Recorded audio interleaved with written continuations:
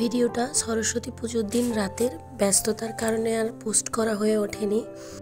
তো প্রত্যেকবারের মতো এবারেও সরস্বতী পুজোয় আমার বাপের বাড়ি গেছিলাম। তোমরা অনেকেই জেনে থাকবে তো বাইরের সরস্বতী পুজো কতখানি বিখ্যাত, অনেকটা দুর্গাপুজোর মতো করেই হয়। আমার শরীরটা ওই দিন একদমই ভালো ছিল না, ইনফ্যাক্ট আজও নেই, গলার কন্ডিশন ভীষণই খারাপ।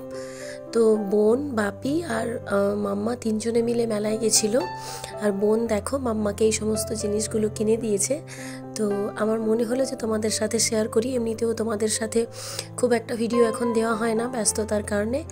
তো দেখো মাম্মাকে বোন এই পুচকি ফ্যানটা কিনে দিয়েছে। এটা আমি যতদূর জানি যে এটা মেকআপের কাজে ব্যবহার করা হয়। তো এটা মেলায় দেখেও খুব বায়না করে এটা নেওয়ার জন্য, আর বোন ওকে এনে দেয়।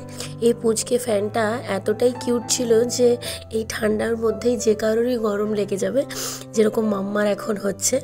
আর এটা দেখো একটা ইউএসবি কর্ডও দিয়েছে চার্জের জন্য।